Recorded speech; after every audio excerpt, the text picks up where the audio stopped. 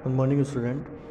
As all of you know that in the previous session we have already discussed one techniques of motivation, monetary incentives, जहाँ पर employees को कुछ पैसा वगैरह देकर एम्प्लॉयज़ जो है उनको मोटिवेट किया जाता था, जिसको फाइनेंशियल टेक्निक कहते थे। बदले में एम्प्लॉयज़ को कुछ मॉनेटरी दिया जाता था, मॉनेटरी फॉर्म में कुछ पैसा वगैरह दिया जाता था उनको मोटिवेट करने के लिए। आज जो हम देखेंगे वो देखेंगे इसका नॉन फाइनेंशियल टेक्निक, जहाँ पर एम्प्लॉयज़ को पैसा ना देकर किसी दूसरी चीज़ों के थ्रू एम्प्लॉयज़ जो है उनको मोटिवेट किया जाता था अच्छा काम करने के लिए। तो पहला जो है इसमें वो है स्टेटस। स्टेटस के अंदर क्या होता है कि कई ऑर्गेनाइजेशन जो होती हैं वो अपने एम्प्लॉयज़ अगर कोई अच्छा काम करता है तो उसके अच्छे काम के बदले उसको कोई रैंक दे देती है, कोई अथॉरिटी दे देती है। मतलब पहले वो सुपरवाइज़र हो सकता है जब उसने अच्छा काम करके दिया ऑर्गेनाइजेशन को तो उसको असिस्टेंट मैनेजर बना दिया, या फिर पहले वो वर्कर्स था अब उसने अच्छा काम किया है तो उसको उस वर्कर यूनियन का हेड बना दिया हो।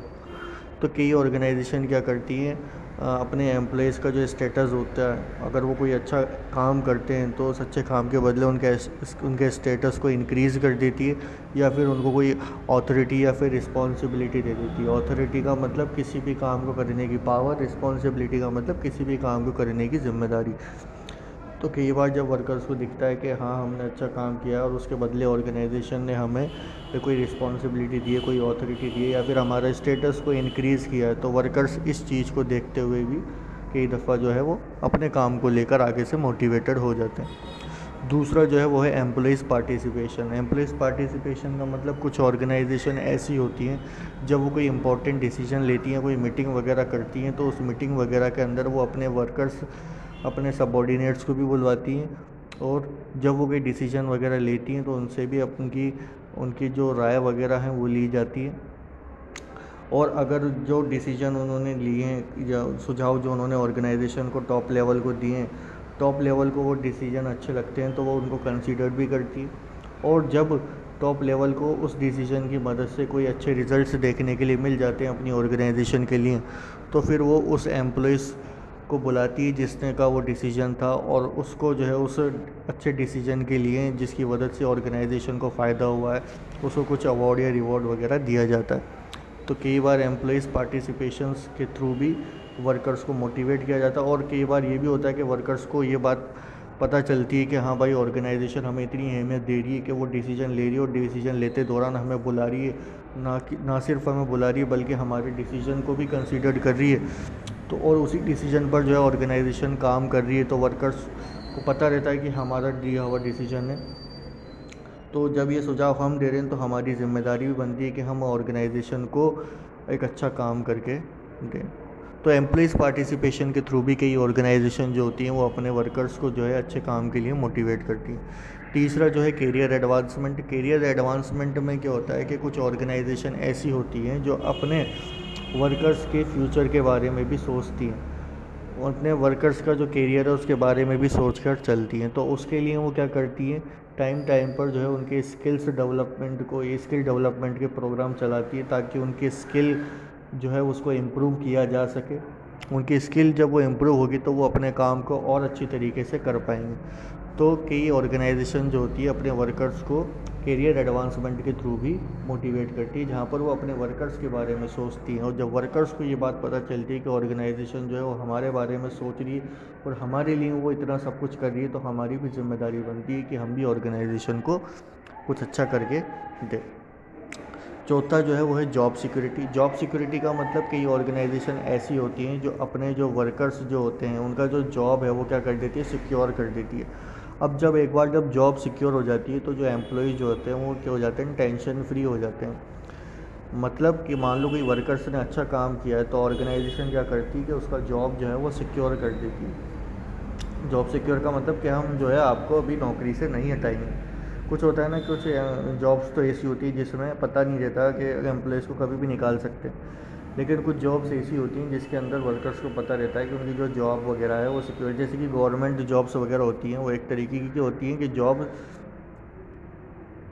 सिक्योर रहती है हमेशा, मतलब वहाँ पर एम्प्लॉयज़ को आसानी से नहीं निकाला जाता। तो कई बार जब जॉब सिक्योर हो जाती है तो ये भी दिक्कत सामने आती है कि वर्कर्स जो हैं उतनी एफिशिएंटली काम नहीं करते। तो कुछ ऑर्गेनाइजेशन जो होती हैं वो जॉब सिक्योर तो करती हैं अपनी एम्प्लॉयज़ की, उनके अच्छे काम के बदले, ताकि वो मोटिवेट हों अपने, और दूसरे लोग भी उसको देखकर मोटिवेट हों कि इसने अच्छा काम किया था तो ऑर्गेनाइजेशन ने इसका जॉब सिक्योर कर दिया, तो हम भी कोशिश करते हैं कि अच्छा काम करें ताकि हमारा भी जो जॉब है वो सिक्योर हो जाए। अब जॉब सिक्योर का मतलब ये नहीं है कि आप कुछ भी करोगे और ऑर्गेनाइजेशन आपको नहीं निकालेगी। तो ऑर्गेनाइजेशन जॉब सिक्योरिटी तो प्रोवाइड कराती हैं, लेकिन उसके साथ साथ कुछ टर्म्स और कंडीशंस भी डाल देती हैं। पांचवा जो है press and honour. Press and honour का मतलब क्या होता है कि मान लो किसी ऑर्गेनाइजेशन में किसी एम्प्लॉयज़ ने या किसी सबऑर्डिनेट ने अच्छा काम किया, तो उस अच्छे काम के बदले जो है वो एक ऑर्गेनाइजेशन जो होती है वो उस एम्प्लॉयज़ को पब्लिकली बुलाकर उसको प्रेज़ या हॉनर करती है, उसका मान या सम्मान करती है। तो जब एम्प्लॉयज़ को ये चीज़ दिखता है कि मेरे अच्छे काम के बदले मेरी ऑर्गेनाइजेशन ने मेरे लिए इतना करा कि उन्होंने मुझे स्टेज पर बुलाया, स्टेज पर बुलाकर उन्होंने जो है मेरे को प्रेज़ या हॉनर दिया, मेरे को मान सम्मान दिया, मेरी तारीफ़ें की, तो वो आगे से क्या करता है, आगे से अपना काम और अच्छे तरीके से करने की कोशिश करता है। वो अपने काम को लेकर आगे से और ज़्यादा मोटिवेटेड हो जाता है। छठा जो है वो है डेलीगेशन ऑफ अथॉरिटी। अथॉरिटी का मतलब तो जानते ही हैं आप, अथॉरिटी का मतलब होता है किसी भी काम को करने की पावर। तो कई डेलीगेशन का मतलब किसी भी काम को करने की पावर को दे देना। कई ऑर्गेनाइजेशन ऐसी होती हैं जो अपने वर्कर्स को जो है किसी भी काम को करने की पावर दे देती है। एक तो होता है रिस्पॉन्सिबिलिटी, यानी जिम्मेदारी।